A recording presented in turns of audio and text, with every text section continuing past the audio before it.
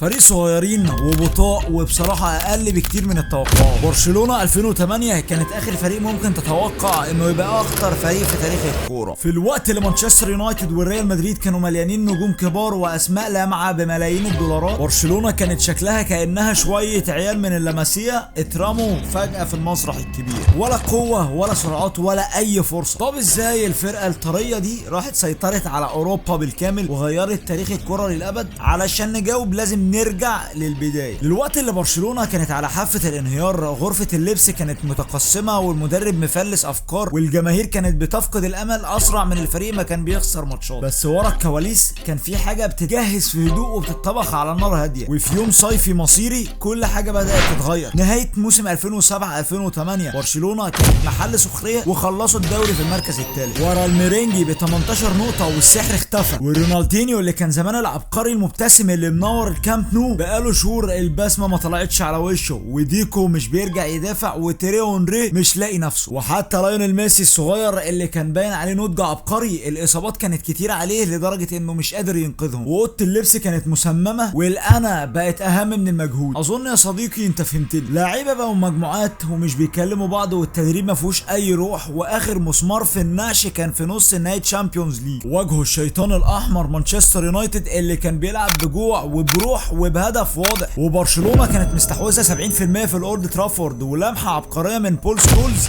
انهت حلمهم الاوروبي. فرانك ريكارد اللاعب اللي رجع بطوله الشامبيونز ليج بعد 14 سنه من بس موسمين، خلصت افكاره وكان واضح ان خلاص وقته انتهى. والاداره بقياده خوان لابورتا اخذت القرار مش هيجددوا الريكارد، بس القرار فتح مشكله تانية، مين هيمسك الفريق؟ برشلونه ما كانتش على القمه وكانت امبراطوريه بتقع، والعصر الذهبي اللي بدا مع رونالدينيو في 2003 انتهى في صمت وصفارات استهجان. الجماهير غاضبه والاعلام شم ريحه الدم والاداره تحت الضغط، وروح النادي والالتزام بالكره الجميله كانت بتتلاشى في وسط الخراب ده. وبرشلونه اخذت اكبر رهان في تاريخها وادوا الفريق لراجل عمره ما درب فريق درجه اولى في حياته. برشلونه عينت مدرب خبرته كلها سنه واحده في فريق البي، حرفيا سنه واحده. بيب جوارديولا كان محبوب في تاريخ النادي، بس في المستقبل مين كان يعرف اللي هيحصل؟ ابن اللاماسيا ولاعب في فريق الاحلام بتاع كرويف. بيب كان لاعب وسط هادي وذكي، بس كمدرب مبتدئ ما يعرفش حاجه. في 2007 مسك البارسا بي اللي كانت بتلعب في الدوري الدرجه الثالثه، وده كان كل تاريخه سنه واحده، ودلوقتي هيقود فريق مليان نجوم ومشاكل وضغط اعلامي يهد اتخنها مدرب. من يوم الاعلان والانتقادات ولعت والعناوين كتبت نفسها انه لسه صغير ولسه بدري عليه وان هو مدرب ساذج. ازاي نادي بيقع يسلم القياده لمشرف فصل؟ بس لابورتا ما تهزش وهو شاف حاجه ورا الكواليس، لان بيب ما كانش مجرد مدرب عنده افكار، لا ده كان راجل عنده رساله من اول يوم. وجوارديولا ورى انه مش بيخاف ومش جبان، وفي مؤتمره الاول ومن غير تردد وجه رساله لغرفه اللبس كلها: رونالدينيو بره، دييكو بره، حتى لمح ان ايتو مكانه مش مضمون وهو عايز لعيبه جعانه مركزه ومستعده تموت علشان شعار برشلونه. وقال جمله هتتكرر عبر السنين: ليونيل اندريش ميسي خط احمر. وسط نجوم باهته وابطال سابقين بيب شاف نور واحد لسه منور وهو ليونيل ميسي المستقبل، وبيب هيبني فريق حواليه سواء الكبار حبوا ده او لا. بس الكلام ده من غير كوره ملوش لازمه، وفي اسابيع قليله رؤيه بيب اتعرضت لاختبار، واختبار عنيف، وجوارديولا فكك الطريقه اللي الكوره كلها ماشيه بيها من اول ما دخل مكتبه الجديد. بدا اعاده بناء كامله للبارسا، مش مجرد تغييرات فنيه، لا ده كان بيغير فلسفه والايقاع والهيكل، وما كانش بيرق، كان بيصمم ماكينه جديده تماما. والتدريبات بقت مجنونه والجري البطيء اتلغى ومكانها جه راوندات بالمراكز وتدريبات مساحات وتمرير بالزوايا الضيقه تحت ضغط وضغط عالي ومجنون. كل لاعب ليه دور وكل حركه ليها سبب وكل متر مربع في الملعب ليه معنى. جوارديولا جاب طاقم تدريب بيفكر زيه، ودومينيك تورنت كان ماسك التحليل التكتيكي، ولورينزو بونافيتورا كان بيزق الحدود البدنيه، وكارليس بلانشارت كان بيشتغل تحليلات الاداء قبل عصرها بسنين. لكن الموضوع ما كانش تكتيك بس، كان موضوع سيطره. وبيب منع المشروبات السكريه من مركز التدريبات وخلى جلسات تحليل الفيديو الزاميه، واللعيبه كانت لازم تفهم ليه بيمشوا ومش بس بيروحوا فين. وطلع سيرجيو بوسكيتس من برشلونه بيه لانه كلاعب فاهم النظام احسن من الكبار، والاهم انه سلم تشافي وانيستا القياده الكامله لخط الوسط. وجوارديولا عمل قانون ان لو انت اتقطع منك الكوره في خلال 6 ثواني تبقى رجعتها، ده بقى قانون جوارديولا. تخسر الكوره ترجعها في 6. نجوم زي هنري وايتو قالوا ان تدريبات بيب كانت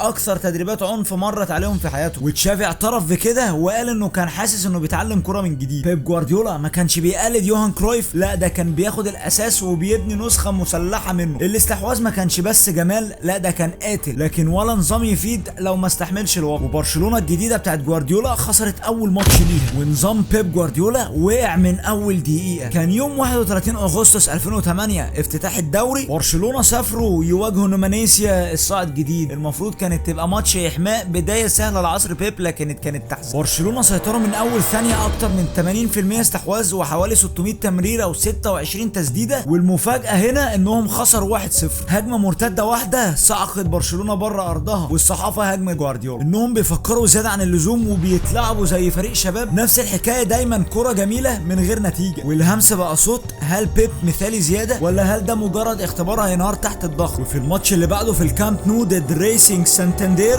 اتعادلوا 1-1. اداء مسيطر ومفيش انهاء، عدد 2 ماتش ونقطة واحدة. التوتر في غرفة اللبس زاد، وحتى اللعيبة بدأت تشك هل النظام ده كله مجرد خيال. لكن بيب ما تهزتش منه شعر ايام ما كان عنده شعر. دخل اوضة اللبس وقال حاجة بسيطة جدا، احنا مش هنغير حاجة. راجع الفيديو وورى الفريق تسلسل التمريرات، لحظات الضغط والمساحات اللي اتخلقت، وقال لهم الاهداف جايه والنظام شغال. وكان عنده حق. في 13 سبتمبر 2008 برشلونه انفجرت وسحقوا خيخون 6-1، وبعدها ريال بيتيس 3-2، وبعدها اتلتيكو مدريد 6-1، والسيل فتح. ومن اللحظه دي برشلونه ما كانتش بس بتلعب كره حلوه، لا دي كانت بتلعب يعني حاجه لا ترحم، حتميه، وكان مجرد البدايه. في 12 ماتش بس برشلونه سجلوا 44 هدف، والعالم ما شافش كوره بالشكل ده قبل كده. بعد ما دمروا سبورتنج خيخون، المفتاح اتضغط ونظام بيب ركب في مكانه كانه متدرب عليه سنين. ميسي ما بقاش جناح واحد، بقى شفرة غش، بيلعب كجناح حر 100%، ينزل يستلم ويرقص ويسجل زي ما هو ذا جريتست اوف اول تايم. وصامويل ايتو اللي كان على الحافه راجع يجيب اجوان بالهبل، 13 هدف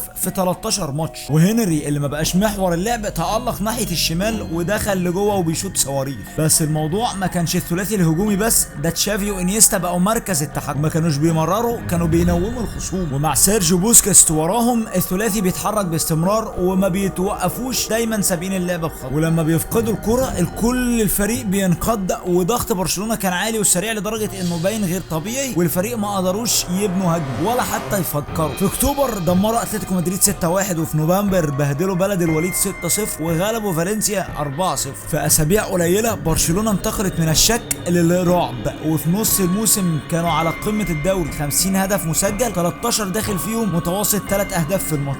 والجماهير كانت بتيجي بس علشان تتفرج على المذبحه، والمحللين سخروا من بيب في اغسطس، بقوا بيسموها افضل كره في العالم. ولاعبين الفرق الثانيه محترفين حياتهم كلها مبنيه على القوه، اعترفوا بصراحه انهم كانوا خايفين لان ما كانش في اي حل للنسخه دي من برشلونه، تدافع، تضغط، تركن الاتوبيس، ولا واحده هتنفع مع برشلونه. بس بيب ما كانش فارق معاه الاحصائيات ولا العناوين، هوسه ما كانش انه يكسب في اسبانيا، كان انه يغزو اوروبا. واللي علشان يعملوا كده كان لازم يعدي من حرب في لندن. برشلونه عملوا 464 تمريره، وكان ليهم تسديده واحده بس على المرمى، واحتاجوا معجزه في الدقيقه 93، وبرشلونه كانت ثواني من الخروج. في 6 مايو 2009 اياب نصف النهائي سيمي فينال الشامبيونز ليج، ماتش الذهاب كان خلاص 0-0 في الكامب نو. تشيلسي جم على اسبانيا وعملوا البارك ذا باص كانه متلحم في الارض ونجح. والدور على لندن ونظام بيب قدامه اقصى اختبار. تشيلسي بتاع جوز هيدنك كان فريق معمول علشان يعيش، دروجبا قدام وايسيان في وضع الوحش. ده 9 دقايق بس برشلونه غمضت، وايسيان لقط كره طايره بره المنطقه، شماله راحت صاروخ وخبطت في العارضه ونزلت جوه. 1-0 لتشيلسي. الماتش لسه بيبتدي وبيب بالفعل في حفره، واللي جه بعدها كان ماتش شطرنج 90 دقيقه بس طرف ماسك مطرقه. برشلونه بتباصي وبتتحرك وبتبني، وتشيلسي بيدافع زي المصارعين. وبعدين جه الجدل في الشوط الثاني، تشيلسي صرخوا على انها مش ضربه جزاء، لا ده في 4 ضربه جزاء، لمسه يد واعاقه وشد، والحكم توم هينج وفريبو رفضهم كلهم. دروجبا اتجنن وبلغ جري ورا الحكم في الملعب، والملعب كان بيغلي وبرشلونه لسه ما عملتش ولا تسديده على المرمى. وساعتها الساعه ضربت 90 وموسم الاحلام بلا هزيمه في اوروبا كان هيموت، بس حصلت. والدقيقه 93 باصه لمست مدافع وراحت لميسي، وميسي لعبها عرضيه صغيره لانيستا، وانيستا بلا تفكير شاطها وان تايم بباطن رجله اليمين في المقص، وبيتر تشيك